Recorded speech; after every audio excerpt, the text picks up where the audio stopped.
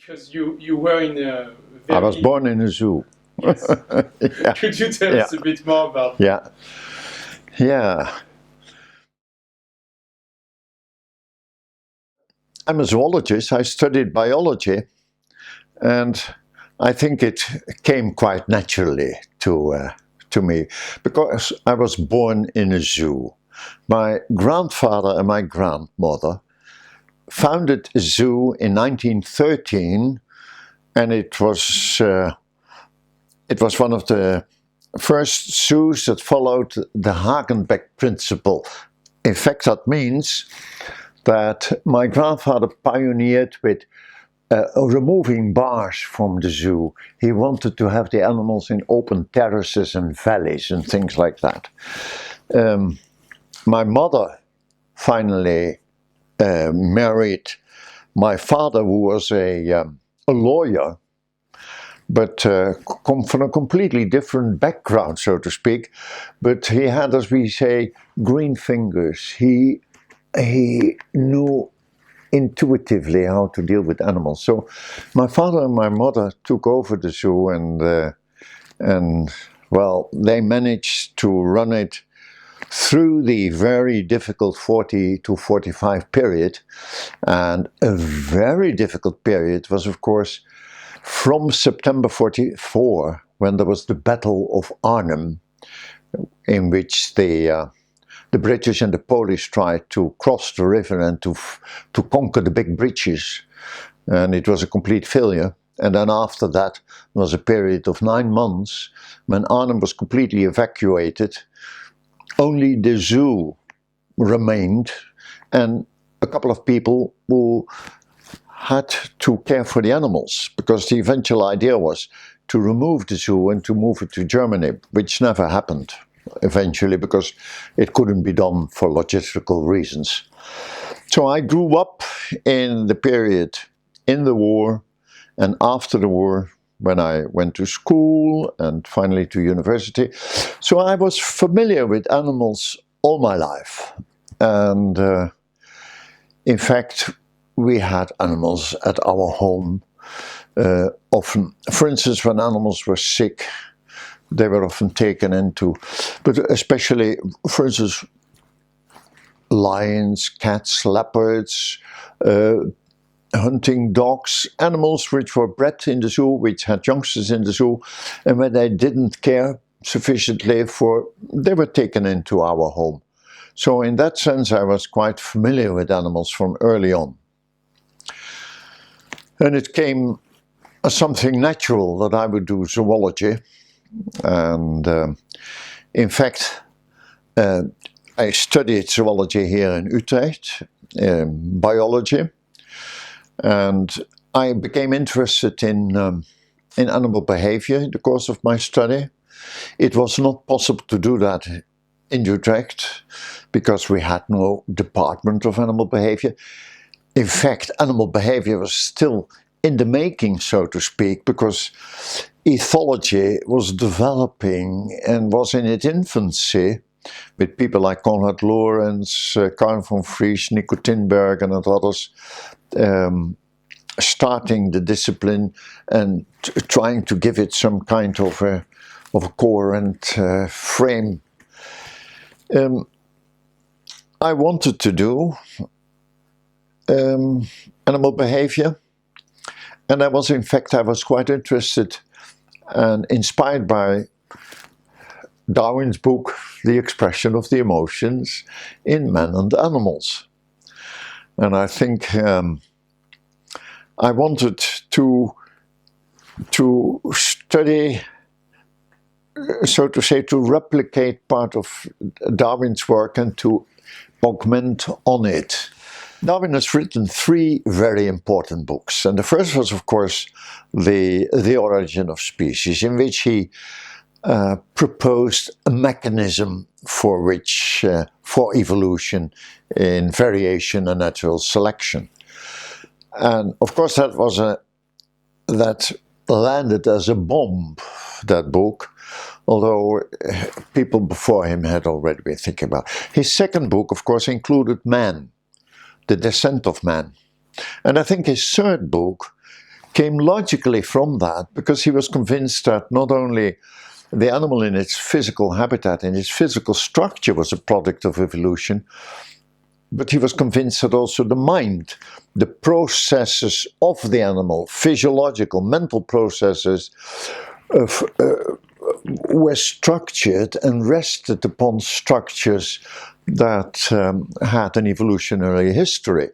So in order to find evidence for that, how do you study the mind of animals? What explains, what shows that their mental activities? He came to one thing that made comparison possible, and that's expression movements, emotional expression. And that fascinated me tremendously. Also, because in the time when I started to have this interest, behaviorism was in full bloom. And behaviorism, of course, for very heuristic reasons at the time, resisted anthropomorphic interpretations of behavior. Said we can't talk about the inner movements of animals because we don't know them. We haven't got any access to them. Without meaning, if you talk about animal emotions, because how can we tell? And in fact, in some extreme behavioristic positions, it was formulated as, well, do animals have emotions? We don't know. They haven't got them. And ethology, which was here on the European continent, was being developed, took a similar approach. I mean, it was the objective study of animal behavior, as Tinbergen formulated it, and others.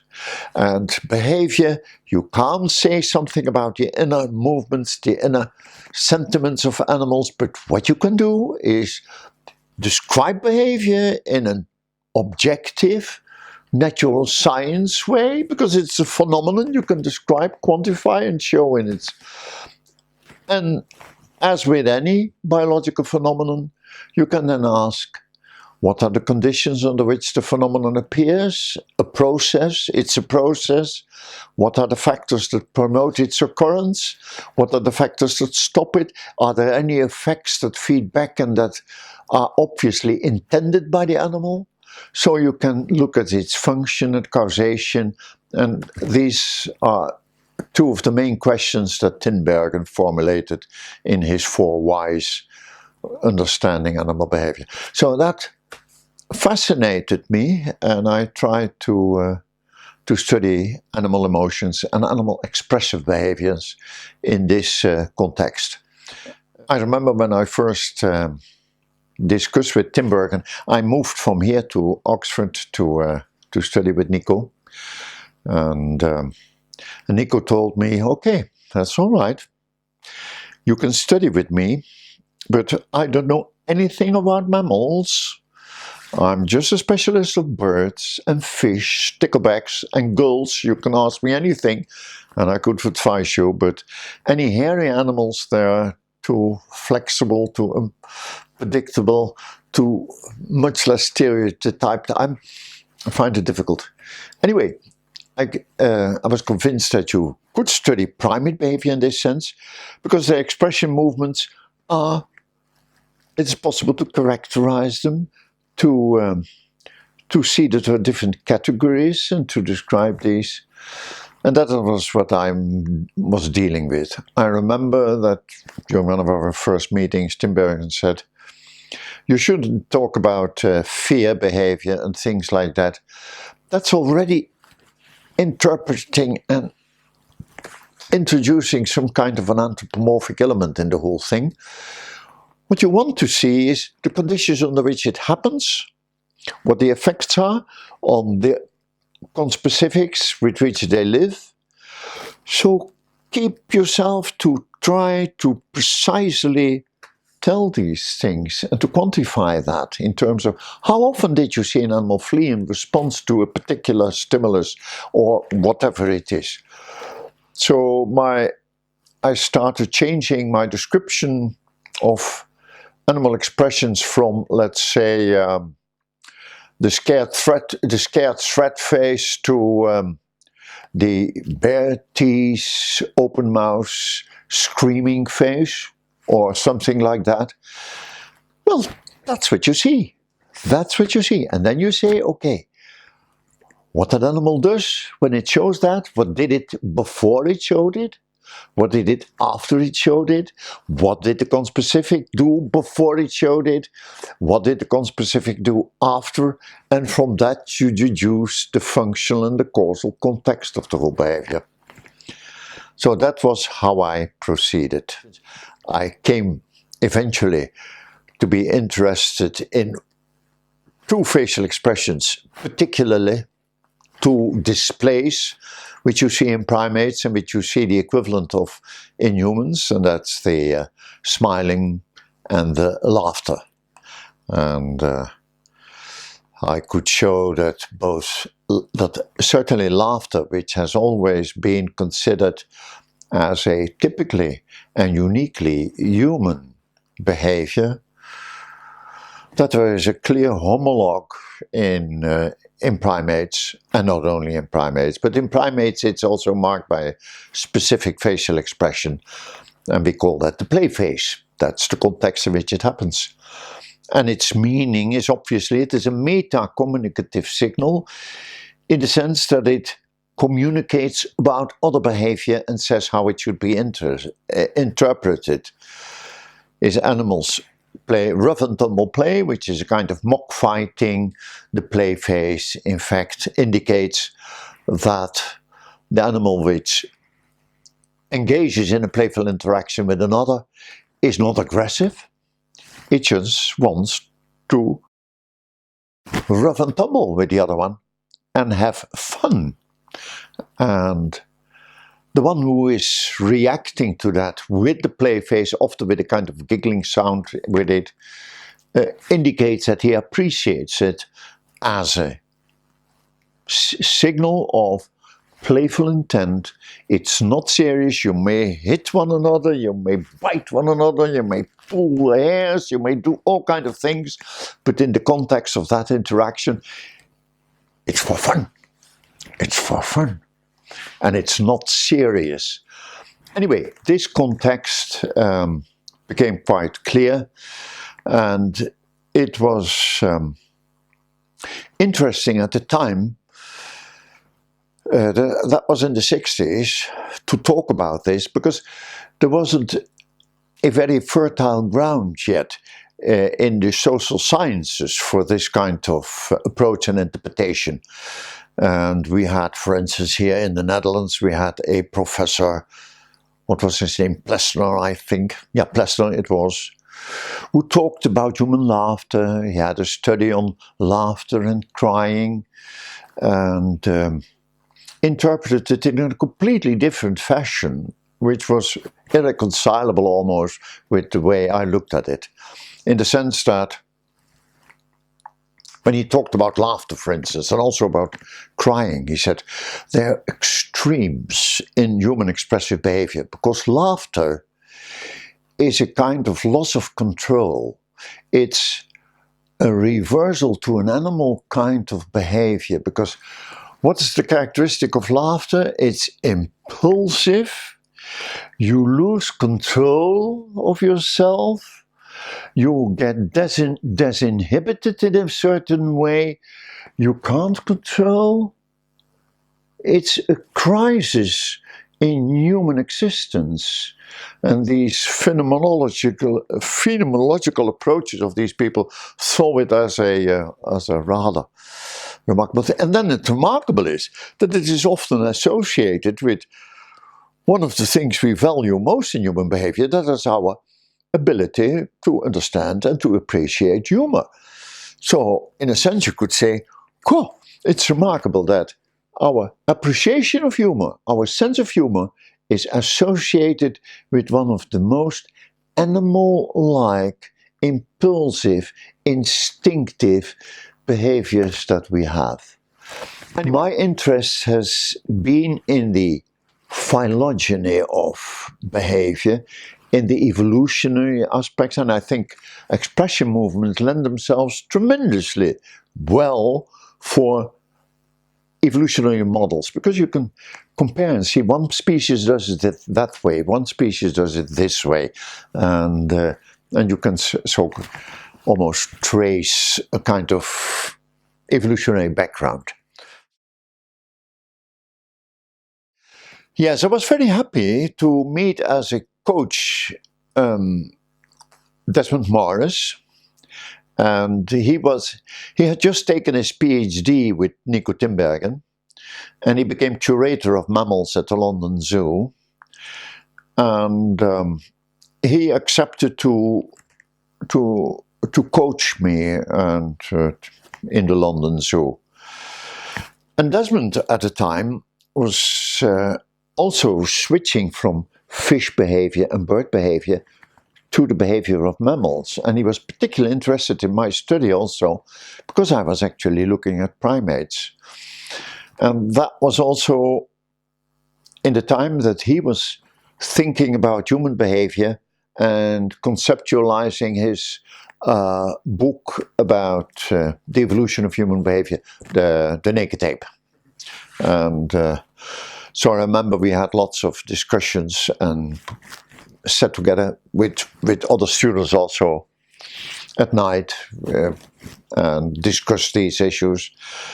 And in fact, we were discussing the topics that later materialized in the Naked Ape. So that was before he would introduce painting to... well, he painted already. Okay. Oh, a long time before that. He started painting quite early, and he made these beautiful paintings of these imaginary animals. He presented the TV program at the British TV and worked with a tame chimpanzee, which was named Congo. And he used Congo for a lot of experiments in which Congo was investigated to what extent he could draw and paint. And he wrote a book about that, The Biology of Art. And so it was kind of a pioneer work, absolutely. In the mid-60s, I was becoming interested very much in chimpanzee behavior. And then because of my acquaintance with a Dutch investigator named Adriaan Kortland, he was quite a character, he brought me in contact with the American institution, the Holloman Air Force Base or Air Medical Research Institute. It was at the time when the Americans were trying to engage in space travel, and the Russians were ahead. They actually, at the time, they had shot their first living creature in orbit, and that was the little dog called Laika. And the Americans wanted to be the first also to introduce man into space. But in order to know what the conditions are under which a human would live, or when he came into space, they wanted to do experiments with a human-like creature, with chimpanzees. So they had a very large institution where they had about, I think it might have been 60 or 80 chimpanzees at the time. Perhaps less, I'm not quite sure. But anyway, the commander of that research institute, a military man, he was a medical doctor, I presume, and he was convinced that the way they kept their chimpanzees was not really positive with respect to their performance in experiments, because they were sitting and kept in beautiful cages, but metal bar cages, and they sat there 2 or 3 or 4 in one cage, and old-fashioned zoo-type cages. And he realized that if you want to have good experimental results, you must have animals that are healthy, socially and physically and psychologically healthy. So he reasoned they live in complex social societies and they should live here also. So he had a large group of chimpanzees in the desert of New Mexico, surrounded by a water ditch in the bleaching sun. They sat there, these black animals, but they could go inside. It's not quite it's not a Congo forest, and but it was a social group, and he wanted and we wanted to know to what extent their behavior changed and how natural it was and what problems there were. Anyway, I was asked to study that and to make a report of that. So in fact, I was hired by the US Air Force to do that. And that was quite successful because it gave me, I spent quite some time there, almost half a year or so, and did an awful lot of observational work on the social interaction, and it was the basis for part of my thesis, which I published in 1971. In the meantime, my father had died, my mother was still alive, my brother had become the director of the Arnhem Zoo, and when I came home from New Mexico, I said to my brother and my mother, the way we keep our 3 or 4 chimpanzees is really horrible, let's be honest. It is impossible. These are animals that should live in a large, open enclosure where they can move out of one another's sight and where the composition of the group is also almost near to natural, as near as it possibly can be. And well, that was then the idea to found the Arnhem Zoo chimpanzee colony, which was opened in 1971. I came back from the US in 1966, so that's 5 years after that. And this colony has proved to be really successful in many respects, although that wasn't quite clear from the beginning. I remember that at the time, the director of the Amsterdam Zoo, when he heard about our ideas to have a group of chimpanzees in captivity, a large group with not only many females, but also more adult males in it, that he said, oh, okay, this is going to be a disaster. You don't think that that will be possible in captivity, because we knew a little bit about animals by then, about chimpanzees, the work of Cotland, of a few others, but especially also of Jane Goodall. And we knew the chimpanzees, we came to know about that time, it became clear to us that they live in fission fusion societies, which are quite large, with many males, with a male-bonded center, and that was quite remarkable, because we thought we thought at the time, especially in terms of what we know from baboons and macaques, and these are female-centered societies with males competing for power, etc. And so there was some, there's a risky business. Now it has turned out to be, there were some risks, quite clearly, but it is a tremendous success in the end. So this group was founded, and the animals lived there in this area, which is the largest dimension in the whole thing, is a little bit more than 100 meters, and it's surrounded by a water ditch, and there's a building where they spent the winter time, at least when the days are really cold. So, and it has grown into a beautiful colony. And of course, it has become well known because my first PhD actually was Frans DeWaal. When I became professor in Utrecht, he became my first PhD. And he spent a long time in Arnhem. And in fact, he was the right man at the right spot. You must be fortunate to find somebody who actually has the feeling to do that, and Frans had it. He could skim the cream, as we say, because everything he observed was almost new, in the sense that little was known about the social interactions between males, for instance. Fran's first book, Chimpanzee Politics, was the fruit of his postdoc period when he was there, a postdoc period. And when it was precisely at the time when big changes in the social hierarchy of the males took place. And he was there right on that spot.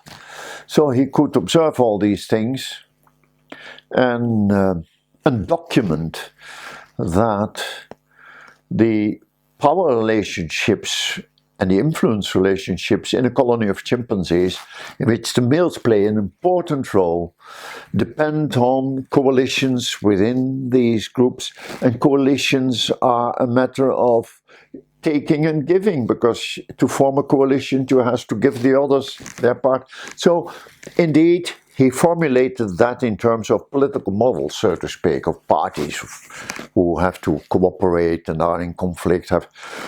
It's the endless conflict between conflicting interests and coinciding interests you have to deal and to organize and to compromise. And that's precisely what happens in a chimpanzee society. And that was revealing at the time. It was quite revealing that you could discuss and describe chimpanzee social relationships in these terms. And it was the beginning also of studies in which it was found that chimpanzees have emotional or social mechanisms to deal with tensions, with conflicts, to restore harmony in the group if it has been disturbed by processes such as reconciliation, etc.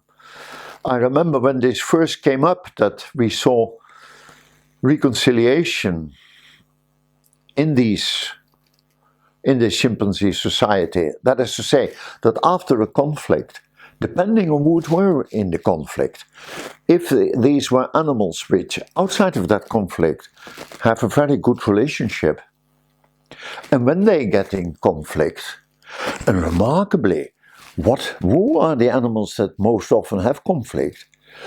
These are the animals that are most familiar with one another, because of course they spend most time together. They frustrate one another occasionally, but these are also the animals that are most worried and most concerned about what has happened and want to restore that relationship. That was something that was quite new at the time, quite new. I remember that certain colleagues of mine said, "What? You are talking about reconciliation in chimpanzees? In animals? Come on, let's not anthropomorphize. That is nonsense, of course." So I remember that we decided in our official utterances no longer to talk about reconciliation, but simply to say we talk about post-conflict affiliative contacts. And that's what they are. And that's what we saw. And that's what we studied. Post-conflict affiliative behavior. When does it occur? Between what animals? And what does it tell us over the relationships, and how do the relationships develop further? Okay, these were important things in our study.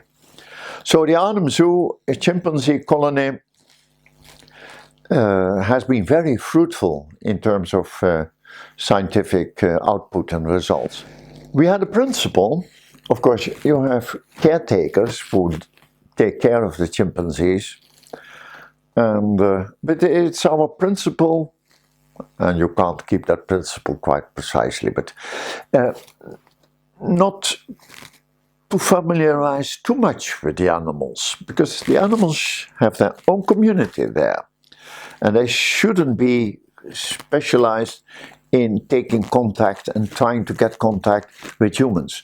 So, as neutral as possible.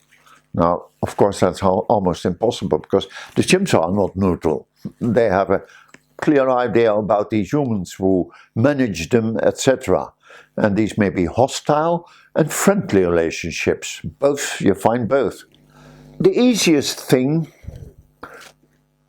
not logistically, but from the point of animal management, would have been if you had captured a whole intact group in the wild with all their social relationships, and they knew one another, and had transplanted that into the zoo. Now, at the time when we founded the chimpanzee colony, it was our opinion already that this is not the way to do it. And in fact, the chimpanzee colony in Arnhem was collected from superfluous animals that were superfluous elsewhere.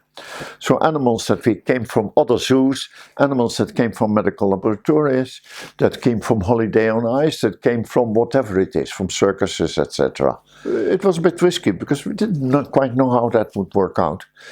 Because we put already in the beginning, it were about 20 animals put together, adult animals at the time, because there were no youngsters in it. And in fact, all the elements in that group, only 2 or 3 knew each other well. So each of these animals met an overwhelming majority of strangers.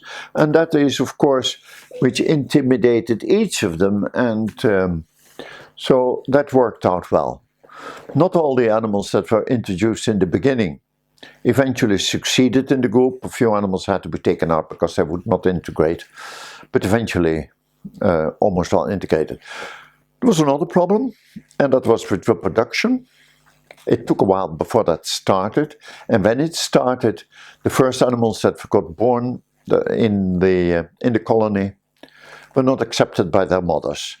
And that had to do obviously with the fact that the mothers had very weird experience with, no experience with infants, no experience in a group where they saw other mothers taking care of their infants. All these things, of course, we can think, okay, oh, these animals have their instincts, maternal instincts, this will work out immediately and fine. No, not at all. And also in nature, they simply get accustomed by sitting next to the mother, and the mother had the neck baby, and they had the sisters and the mothers, etc. So they are quite familiar with the whole thing, and it comes naturally. Well, one of the scenes comes to mind immediately is a youngster that has been born in the group, and they have the night cages where they are kept, can be kept in isolation. And the mother is sitting high up in the cage, and looking down at that screaming little black thing that is down in the hay. And so in that case, in these times, later on it became much more easy. But at that time we had to take out often a chimpanzee from the colony, and these were hand-reared. We had quite a few, I think altogether, in the course of the years, we have raised 5 or 6 chimpanzees in our home, and 1 gorilla. And our kids were, at that time, were about 4, the eldest, the youngest was about 3, 4 years old, the eldest was 5, 6 years old. And they played with the chimpanzees, and it was a quite natural thing. They rushed in our house, and that all went.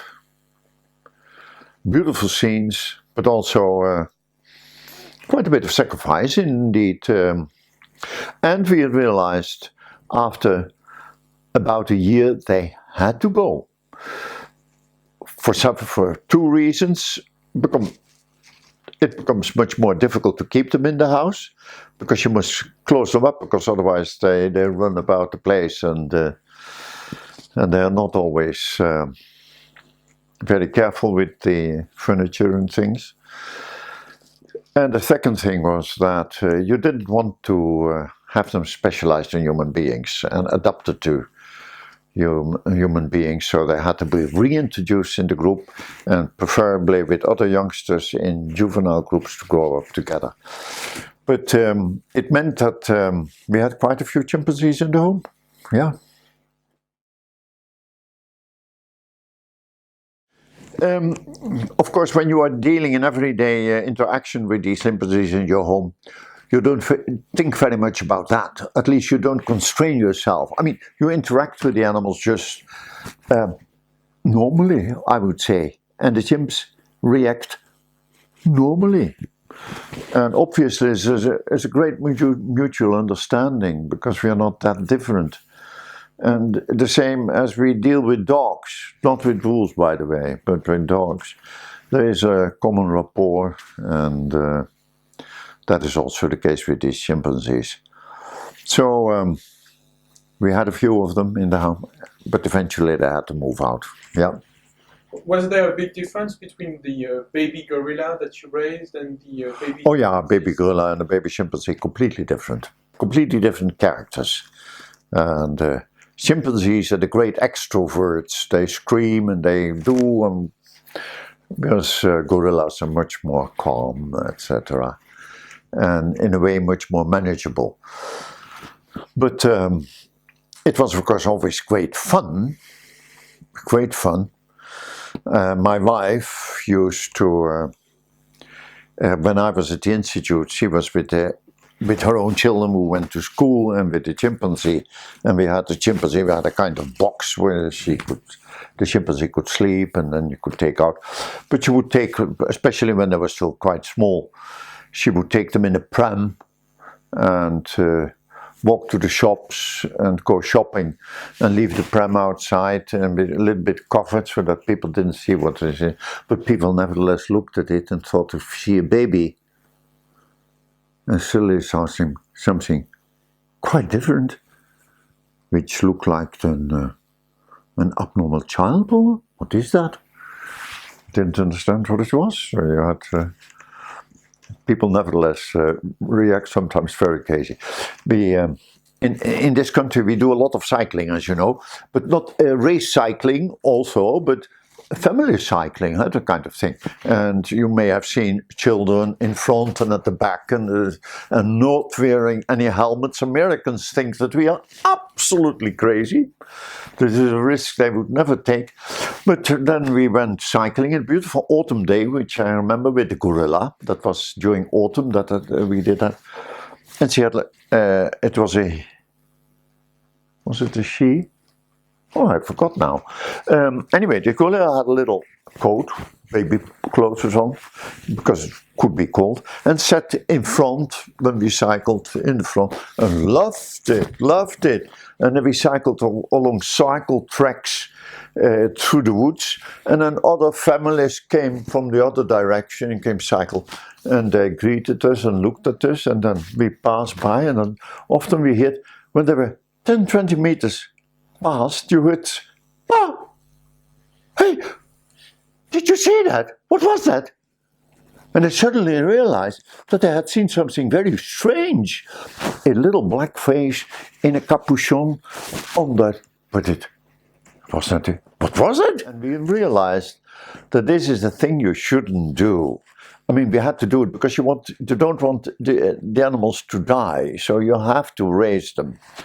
But that, in fact, it was not something you should do. That is beautiful cases.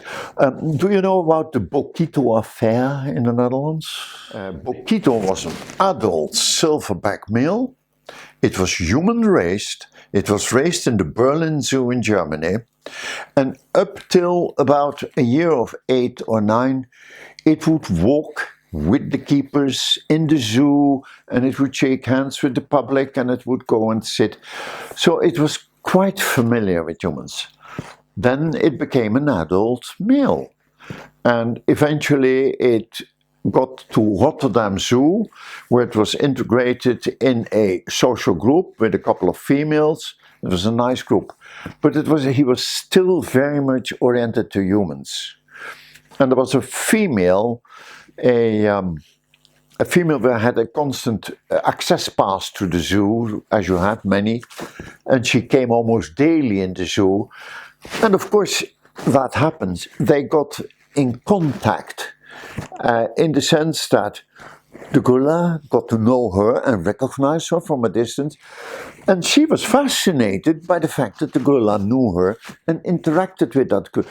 That is what zoo people do, and especially what we call abonnees. Abonnees, people who have who come to the zoo on a regular basis. They know some of the zoo animals better than the keepers because they have the time to spend with the animals in interaction, but the keeper had to clear the shit from the cage, has other duties.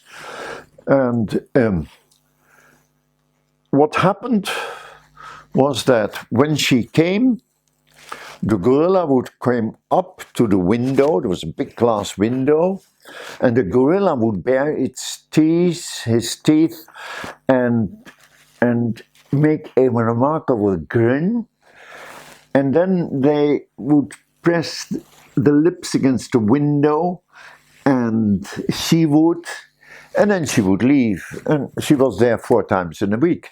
And then on one occasion, the group was outside. They have an island with a ditch in front of it, and there's electric shock wire on the outside of the ditch to prevent that they climb over it. Anyway, gorillas do not easily go into water, as do chimpanzees, although occasionally they can, but they can only stand that deep. And then at a certain moment, when the gorillas were outside, this lady was walking on the public footpath, and Bokito, the male gorilla, saw her, and he rushed into the ditch, across the ditch, grabbed the electric shock wire, pulled himself over the ditch, and attacked her fiercely. And she was molded and really badly wounded. And of course it caused a tremendous upheaval in the Netherlands. First of all, the safety of public against such monsters, etc. And then also people who completely misunderstood what was going on. A famous TV personality in the Netherlands, Martin Gauss, he is famous for the way he deals with dogs, and he's one of the gurus in dog-man relationships. He said, well, of course, this female was so stupid because she should know, and also the keeper said that, and the zoo people. You have a film of this, and you see how she often approaches the gorilla, and the gorilla comes up to her and does this, and then he beats his chest like that. So they said, she could see that he is angry. He is absolutely, and then she goes there and stands there. Now they have completely misunderstood what was going on. I know from the facial expression that this was not a threat. Gorillas do not threaten like this. This was his grin. And what he did was show himself off. And in fact, they pressed their lips against each other. So, from the gorilla's point of view, permit me to anthropomorphize this, is I have a nice harem of gorilla females inside, but there's another female, and she tells me she likes me. Ha! I should incorporate her into my family, and she should come. Now what happened, 4 times a week she came, they made love, so to speak, almost, and then she left. What Dory we say in Dutch, any sound human male would get absolutely crazy and frustrated 4 times a week being told that you, and then going year after year. So there was this one opportunity when he saw her at the other side of the ditch. And he thought, I'm going to collect her. And that's what gorillas occasionally do. They want to keep their females with them, and they have to obey, in a sense. So this was a remarkable expedition where adrenaline was tremendously stimulated. He jumped over the ditch, which they normally don't do. It's risky for gorillas, otherwise you couldn't keep them behind them. He crosses, he grabs the 15,000-volt shock wire and comes on the other end, completely adrenalized and he collects her and he wants to punish her and to tell her that's what happened. Yeah. So if animals like these are too much familiarized with humans, there may be interactions and in mutual misunderstanding which can escalate into remarkable strange things.